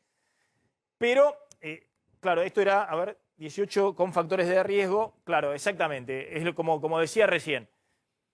Pero se está avanzando rápido con la vacunación. Estábamos al ritmo de 300.000 dosis diarias. Van varias semanas que se están aplicando 2 millones de dosis semanales. 7 por 3, 21. Es la próxima placa. Efectivamente, van varias semanas donde se está estabilizando en 2.200.000 dosis diarias aplicadas. Perdón, semanales aplicadas, 7 días, 300.000 diarias. Con lo cual uno tiende a pensar que si hubiera segundas dosis, y hay todo un tema ahí con la Sputnik, bueno, en 2 meses se podría cubrir esas 8 millones de personas que faltan entre mayores de 60 años o menores con comorbilidad, ¿no? con factores de riesgo. Pero bueno, la pregunta es, doctor, ¿hay alguna chance de que efectivamente la Argentina pueda zafar de la ola de la variante Delta? ¿O esto es inexorable? Así como llegó a Europa, llegó a Estados Unidos, ha llegado a países de la región, tarde o temprano va a disparar nuevamente los casos acá en la Argentina. Bueno, para empezar, Maxi, desde el principio, el aliciente más grande que encontramos nosotros es que la ocupación de camas cada vez es menor. Entonces, para nosotros es una gran tranquilidad porque sería lo crítico eso. Y ya hay mucha oferta de camas prácticamente en todos los distritos. La parte de vacunación va muy rápido, pero si yo debo decirte si puede entrar o no puede entrar, primero tengo que comentarte que es muy contagiosa, en segundos se contagia esto porque se acantona en nariz y en boca 1000 veces más que las otras variantes. Y hay algo que a mí me ha decepcionado. Nosotros hicimos una inspección en distintas capitales provinciales en los últimos días. Y, por ejemplo, a mí Santa Fe me llamó la atención sobre 100 jóvenes que vi, 80 no usaban barbijo. O sea que yo creo que la indisciplina, la misma indisciplina de los que dicen bajo juramento que tienen tal dirección, que son un porcentaje enorme por Ezeiza y que mienten, o el que nos tiró la bomba epidemiológica en Córdoba, que tuvimos que aislar a 1000 personas, es la gente que nos está dificultando todo el proceso para poder salir de este confinamiento. Absolutamente es la indisciplina, porque hoy la vacuna está. Falta el otro pilar que realmente no se cumplió ni el primer día ni se sigue cumpliendo hoy.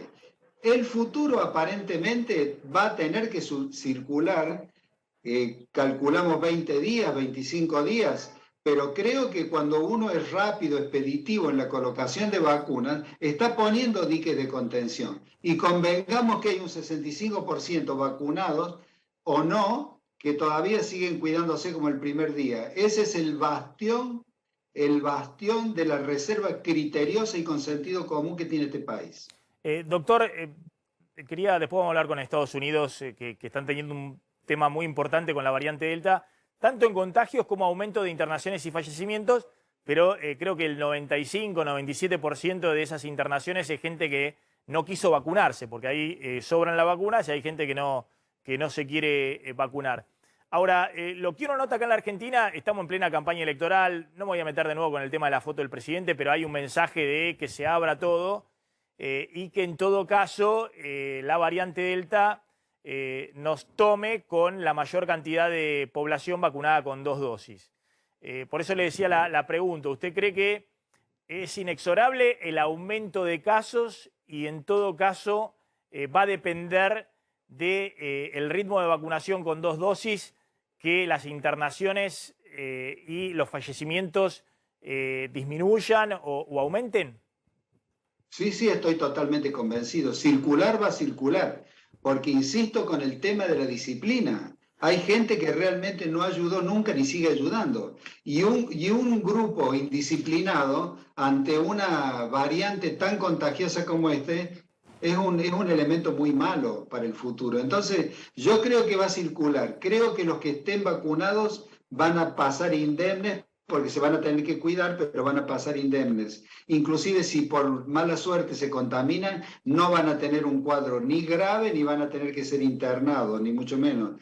Pero creo que tenemos que vacunar y vacunar. Hoy vuelvo a insistir lo que te dije al principio.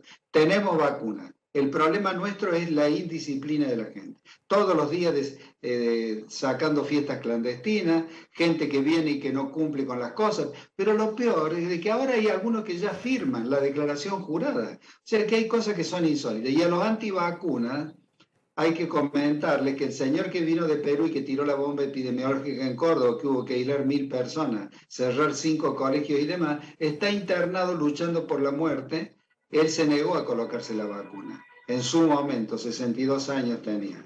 Está con respirador y cada día que pasa está peor. Entonces, cuidado con esto, porque siempre son muy de antivacunas, pero cuando llega el momento solicitan la mejor cama y los mejores profesores alrededor. Doctor Pizzi, gracias, muy amable como siempre. Hasta pronto. Chao, Maxi. Gracias.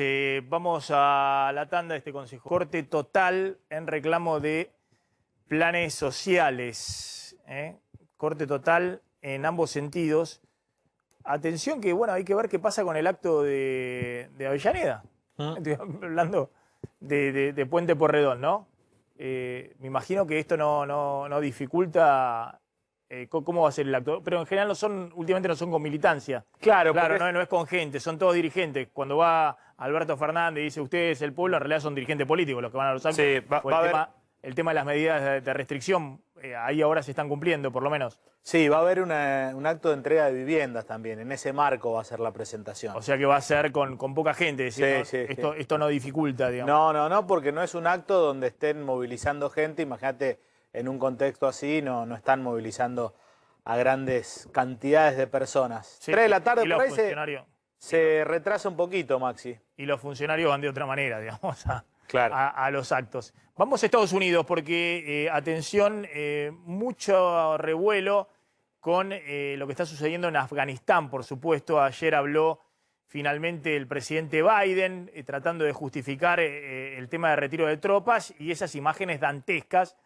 en las cuales se ve a gente desesperada colgada de los aviones tratando de huir de Kabul, de la capital afgana, que ya ha sido tomada por los talibanes, y sobre todo la falta de previsión total de Estados Unidos, ¿no? que anuncia este retiro ya hace varios meses, pero hasta hace poquito, creo que esta misma semana, el presidente Biden diciendo se va a mantener el gobierno democrático, no creo que avancen los talibanes. Hoy los talibanes están en Kabul y el gobierno está en el exilio, el gobierno afgano. Adrián, ¿cómo está repercutiendo esto en Estados Unidos?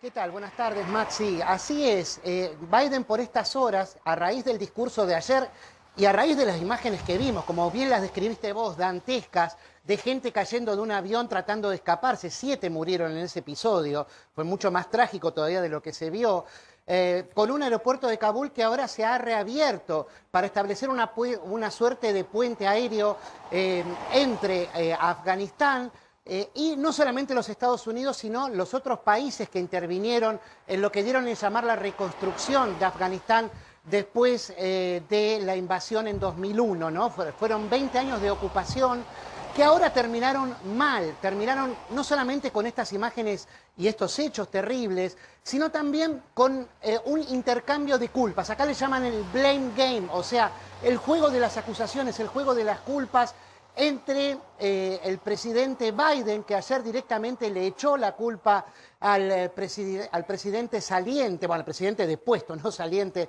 de Afganistán, Ashraf Ghani, por haber huido sin haber organizado una defensa ante el ataque talibán.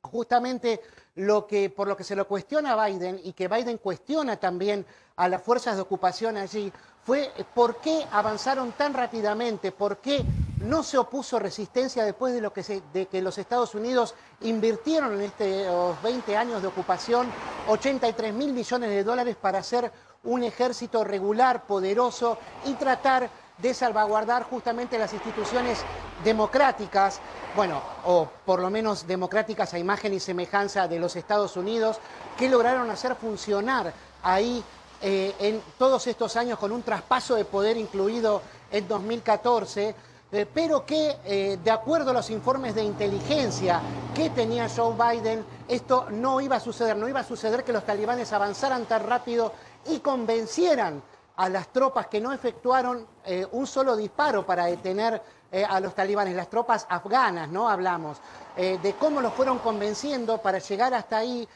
y cómo ahora, bueno, tomaron el poder en cuestión de días, algo que no estaba en los planes de nadie. El Pentágono dice que sí, que en realidad ellos habían hecho un informe ya en mayo advirtiéndole al gobierno de Biden que la mejor idea era ir evacuando paulatinamente Afganistán, no solamente el de los diplomáticos estadounidenses, sino también todas aquellas personas que habían tenido algún tipo de relación cercana con las fuerzas de ocupación estadounidenses y con toda la delegación diplomática de todos los países que habían participado en esta fuerza de ocupación, y que Biden lo desoyó pensando que que iba a tener un costo político muy alto sacar a todos los estadounidenses de ahí porque lo iban a ver como una entrega, como una muestra de debilidad. Bueno, ayer vimos lo que pasó con estos aviones, exactamente, con la gente escapándose. Adrián, sí, exactamente esta imagen, ¿no? La imagen de un avión de la Fuerza Aérea de Estados Unidos retirándose.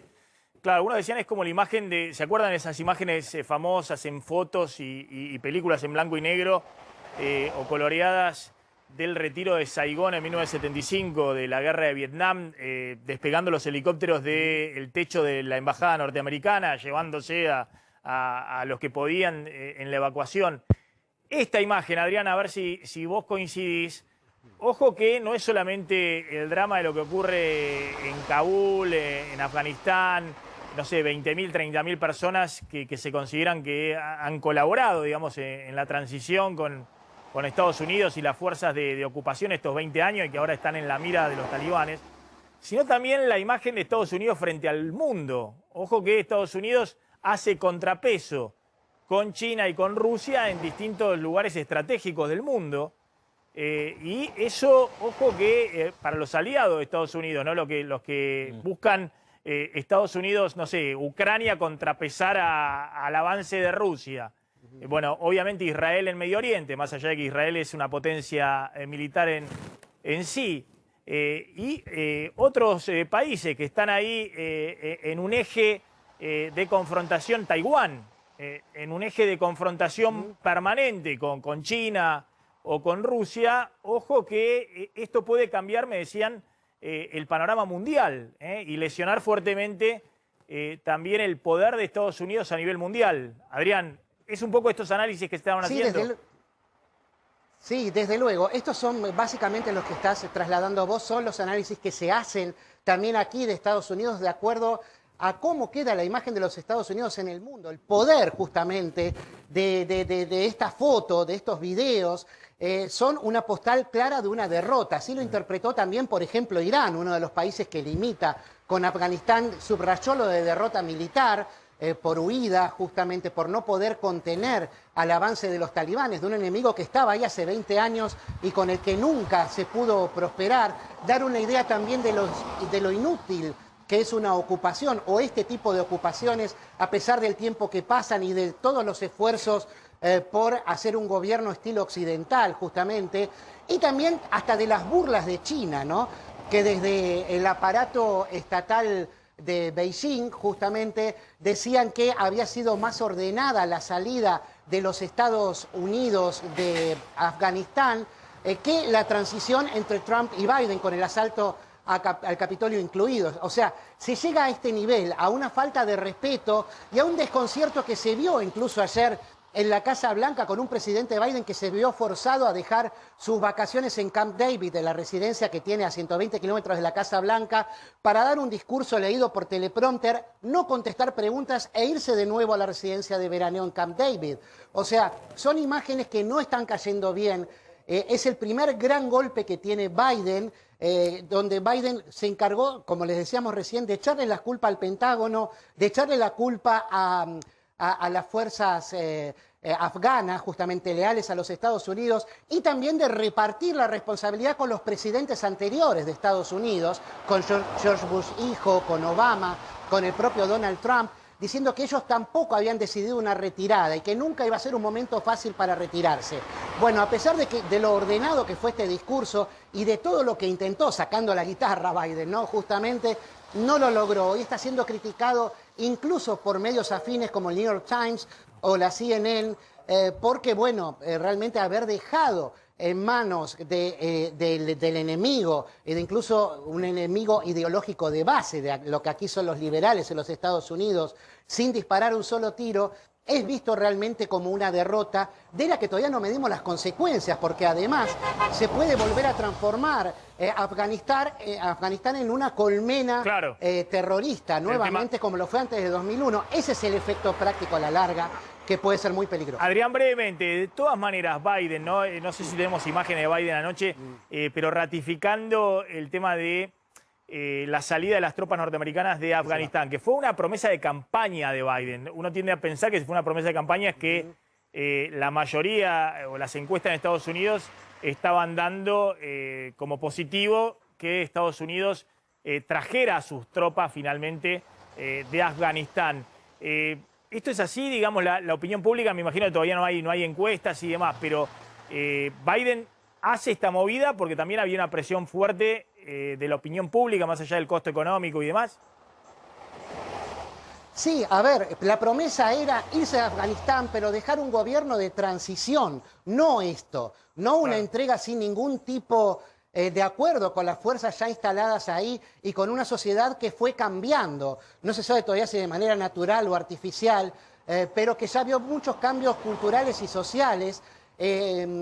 Y dejar un gobierno que pactara con los talibanes quizá, pero un gobierno, una fuerza de transición. No esto fue una toma total por parte de los talibanes, por más que ahora estén prometiendo justamente incorporar mujeres, tener algunos cambios, como para quedar bien ante la opinión pública internacional, pero nadie les está creyendo. Así que esto es tomado como una derrota. Adrián, esperamos un segundito que quiero hacerte una pregunta después del tema pandemia que está pasando ahora en Estados Unidos, pero sumo a Gabriela Astrosky, que es periodista en Israel. Gracias, Gabriel, por atendernos como siempre. Gabriel, hola, Maxi. ¿Cómo está repercutiendo este tema de Afganistán y las imágenes del retiro de las tropas norteamericanas ahí en Israel? Las imágenes son dantescas, creo que en eso estamos todos de acuerdo. La situación, por lo menos por ahora, acá está tranquila, es diría una tensa calma, porque no dejamos de ser países del Medio Oriente y lo que ocurre en un país repercute siempre en otro. Hasta ahora lo máximo que ha ocurrido, que sabemos todos, es que el líder de Hamas, Ismail Haniyeh, se comunicó con el grupo talibán para saludarlos y para felicitarlos por la victoria de poder tomar el control de Kabul. De ahí a lo que vaya a pasar, oficialmente no sabemos nada, pero tampoco estamos en condiciones de decir que no vaya a pasar nada aquí. Ayer, por caso, desde la Franja de Gaza tiraron un cohete hacia Israel, en realidad tiraron dos, uno cayó dentro de la franja y el otro fue interceptado por el sistema de seguridad, cúpula de hierro, y afortunadamente no causó ni daños, ni heridos, ni ningún tipo de víctima. Pero no sabemos tampoco, no hay información oficial que diga si esto respondió a lo que está ocurriendo en Afganistán directamente, aunque todos creemos que indirectamente sí. Te hago una pregunta respecto a la repercusión en los medios. ¿Esto es primera plana de los medios y de los noticieros ahí en Israel? Sí, definitivamente sí. Hace días que están los diarios y en general todos los medios estamos titulando, por lo menos en algún segmento estamos titulando sobre lo ocurrido en Afganistán. En Afganistán. Vuelvo al tema pandemia, ahora tanto con Adrián como con Gabriel. En Israel la noticia es que se está aplicando tercera dosis ya a más de 1 millón de personas. ¿Cómo está la situación con la variante Delta ahí? Bueno, la situación es tal cual vos lo estás diciendo, Maxi. Ayer se festejó la llegada al primer 1 millón de personas vacunadas con la tercera dosis. Es cierto que en realidad lo que el gobierno está pretendiendo es que se vacunen 2 millones, quiero decir, habilitadas para poder recibir este refuerzo. Hay 2 millones y hasta el momento se vacunó 1 y hay poco menos de 300.000 turnos concertados para más personas que se lo deberían dar. El gobierno está confiado de que van a llegar esas 2 millones y sobre todo lo que está hablando es que se prevé que en las próximas semanas se habiliten más grupos etarios. Ustedes piensen que hace 16 días que empezaron a vacunar con tercera dosis, en principio comenzaron con 60 años, desde finales de la semana pasada se amplió a 50 y estamos esperando que por lo menos se amplíe a 40 en lo que va de la próxima semana, sobre todo porque lo que el gobierno quiere es tener que poder evitar un cierre que, si bien no está confirmado por el gobierno, está totalmente instalado en la sociedad, que podría ocurrir para el mes de septiembre, que es para cuando aquí tienen lugar las fiestas de Año Nuevo y el Día del Perdón aquí en Israel. Qué bárbaro. ¿Y cómo están los casos, los contagios y las hospitalizaciones? Bueno, eso es como una cosa medio paradójica, Maxi, porque los casos siguen aumentando exponencialmente. Hoy, de hecho, tuvimos que informar que durante el día de ayer se registraron 8.600 casos, cuando piensen que hace 2 meses veníamos con 0, 10, 20 casos por día como muchísimo. Ahora, por el otro lado, tenemos en este momento, sin pensar solamente en los casos graves, tenemos en total 55.000 personas que están transitando la enfermedad, en alguna etapa de la enfermedad. Sí. Ahora, de esas 55.000 personas, hoy habían 920 internadas, hospitalizadas, y de esas 560, pongámosle, en estado grave y 90 con respirador. Por lo cual, el gobierno está como con esa postura de que no puede evitar hablar de un cierre, pero por el otro lado lo que sigue insistiendo es que si bien los casos aumentan exponencialmente, los casos graves siguen siendo casi el 1% de todos los que están con el virus activo. Bien. Gabriel, te agradezco. Adrián, tengo que ir a una tanda. Después de la tanda hablamos de qué está pasando con Estados Unidos y el COVID, que también es impresionante lo que cuenta de Israel Gabriel, ¿no? Están aplicando tercera dosis, me imagino la cobertura es elevadísima con 2 dosis. ¿Cuánto es? Más del 60% de la población con 2 dosis, seguro. Y pensá que con 2 dosis hay 5,5 millones de personas, que es casi el 60%, claro. Y con 3 dosis ya hay 1.100.000, 1.200.000. Claro, no, y aún así los casos se te disparan. La verdad que es impresionante. Lo que tenés que apostar es a obviamente, que sean pocas las hospitalizaciones. Gabriel, gracias. Es definitivamente lo que está apostando el gobierno. No, claro, gracias a vos, Maxi. Para no volver a cerrar, exactamente. Gabriel Lastrowski desde Israel. Vamos volando la tanda. Ahora me contás, Carlos, cómo está el mercado cambiario, cómo está el dólar a esta hora. Vamos a repasar lo que contábamos, las presiones sobre el blue. Sigue en 183 pesos el dólar blue. Clavadito en 183. Es el número más alto desde el año, ¿no? Recordemos que había llegado casi a los 200 pesos a fines del año pasado. Es el número más alto de este año, del 2021. Sí, creo que hubo algún pico de 185 hace algunas semanas atrás. Después bajó, pero bueno, ahora viene la presión que estamos contando por las restricciones que están poniendo los dólares alternativos legales. Y también recordar que ese 195 pesos a fines de octubre, ajustado por 38% de inflación, te da un dólar de 270, digamos, no es comparable, pero se está viendo una mayor presión ahora en el dólar blue, el dólar paralelo, el de la calle, por las restricciones que hay en el mercado del dólar blanco. Retomamos con Adrián Saca. Adrián, ¿cómo estás? Gracias por esperar.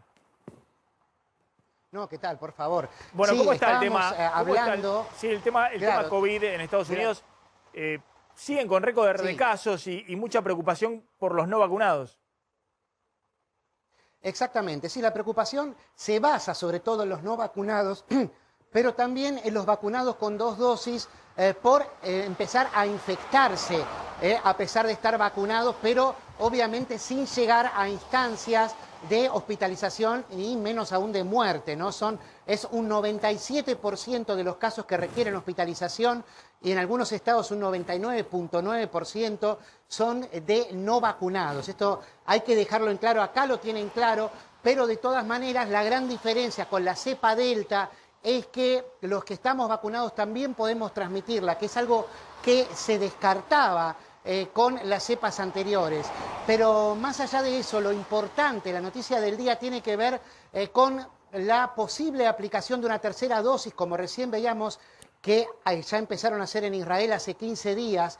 Aquí los laboratorios Pfizer y Moderna, sobre todo Pfizer, están contemplando justamente la posibilidad de obtener una aprobación por parte de la FDA, del principal organismo regulatorio aquí de los Estados Unidos, para que a mediados de septiembre ya la población en general pueda recibir una tercera dosis para reforzar la segunda, una vez que pasen 8 meses de aplicada esta segunda dosis.